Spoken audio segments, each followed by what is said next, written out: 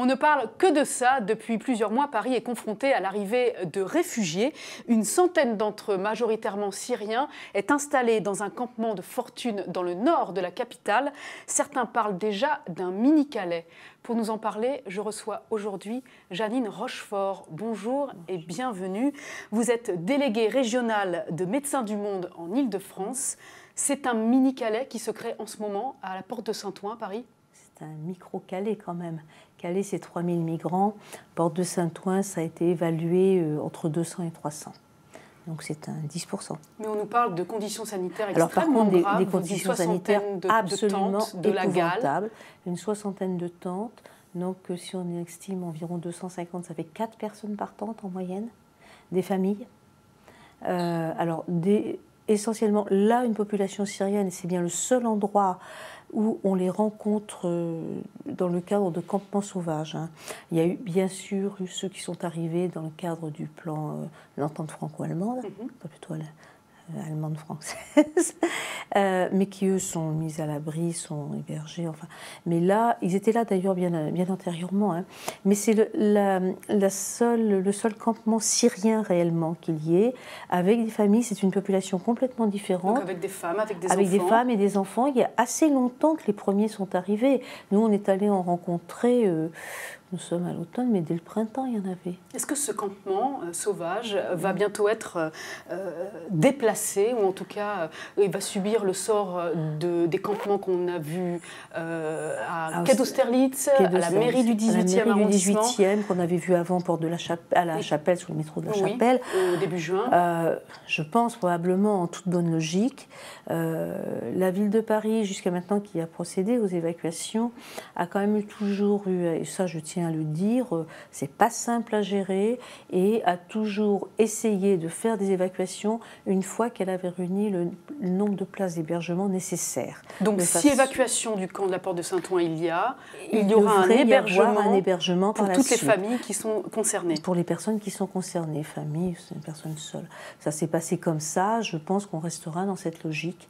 Et donc c'est comme ça que on a attendu plus longtemps que ce qui était prévu pour l'évacuation d'Austerlitz. Et bon, la mairie du 18e, ça a été plus rapide, parce que ça s'est fait en même temps qu'Austerlitz. Mais Austerlitz, ça faisait quand même des mois que nous y allons, nous, depuis le mois de juin, sur le quai d'Austerlitz.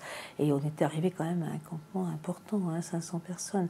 Et ils ont réussi à trouver le nombre de places suffisant pour que les reloger, pour que tous soient hébergés. Donc pour un mois, pour tous, quel que soit leur statut, et ensuite pour ceux qui étaient demandeurs d'asile et qui étaient éligibles à la demande d'asile, c'était jusqu'à l'obtention sinon de l'asile, du moins que leur situation soit examinée et que le jugement soit porté par rapport à l'asile.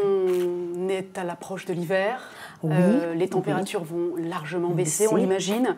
Que va-t-il se passer sur ces campements clandestins si aucun hébergement n'est trouvé, et en l'occurrence pour le campement de la porte de Saint-Ouen? Si rien n'est fait, que va-t-il se passer? Si rien n'est fait, on se retrouve, vous savez, la semaine dernière, avec les trompes d'eau qui sont tombées, ils vont se retrouver comme ils se retrouveront. Alors c'est déjà l'horreur, mais là c'est un cloaque. Quand il pleut, c'est absolument épouvantable. Donc je ne sais pas, mais ça va être le même problème pour toutes les personnes qui sont à la rue. Parce que combien il y a de personnes aujourd'hui estimées parmi les réfugiés arrivés depuis quelques mois? Combien de personnes dans Paris sont concernées par cette situation? Dans Paris, depuis l'arrivée, on doit arriver à environ 2000 personnes qui ont été concernées. Entre ceux qui ont été ceux qui dorment dans les tentes, il y en a, pour l'instant, il y a une poche, c'est celle-là. Il n'y a pas d'autres campements sauvages dans Paris? Alors, il y a dans un lycée du 19e, un lycée dont une partie était désaffectée, il y a un squat quelque part. Enfin, on peut appeler ça un squat, c'est une forme d'occupation sans droit ni bail d'un édifice, place des Fêtes, où il y a... Dans le 19e, le lycée Jean Carré, rue Jean Carré, c'est ça. Et là, c'était estimé entre 300 et 700 personnes, pour vous dire que c'est vraiment à la louche. Et là, ce sont plus les migrants qu'on rencontrait à Austerlitz, qu'on rencontrait à la Chapelle, c'est-à-dire d'origine africaine. Donc érythréenne, soudanaise. Surtout soudanaise. Nous, statistiquement, on avait 70% de Soudanais, que ce soit du Darfour ou du Nord-Soudan.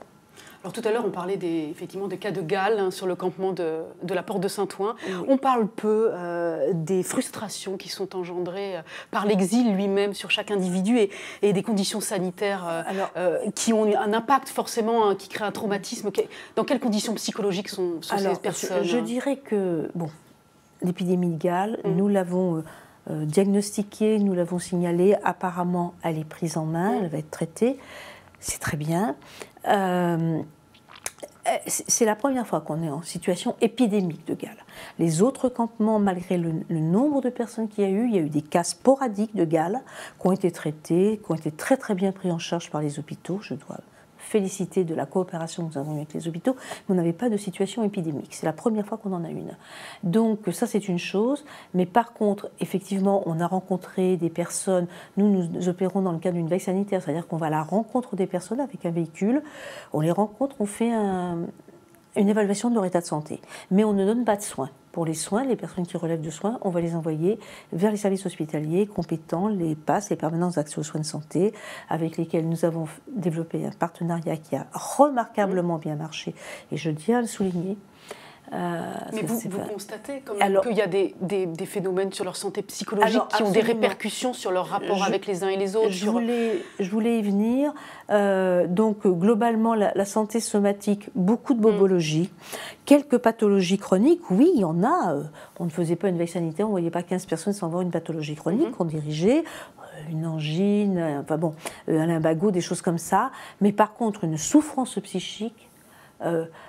dite ou non dite d'ailleurs, mais qui était en filigrane. Hein. Et je pense que quelque part, c'est presque une bombe à retardement, ce problème-là. Ils ont échappé à la mort. Vous voyez l'avenir comment par rapport à ça? L'avenir par rapport à eux, le jour où ils vont décompenser, ça va être affreux. Enfin, je veux dire, ils sont arrivés, ils ont risqué leur vie pour venir. Hein. Ils ont traversé la mer, il y en a on a rencontré qui étaient des rescapés de noyade, mais qui ont vu les gens se noyer à côté d'eux. Ils sont arrivés, ils ont posé leurs valises sur les sols de l'Europe, en Italie, en Grèce, et pour eux, c'était un peu la fin du voyage. Ils avaient atteint la liberté. Et là, en fait de liberté, ils se retrouvent encore dans les conditions de vie qui sont les leurs. Pour l'instant...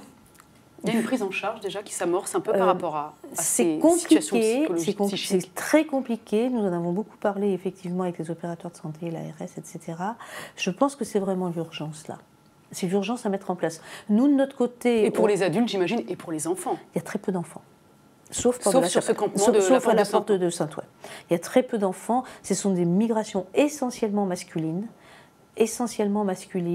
Il y a peut-être toute population confondue, donc y compris les familles syriennes qui, elles, bien sûr, renforcent les statistiques si on ne prend qu'elles, mais il y a 1% de femmes, c'est tout.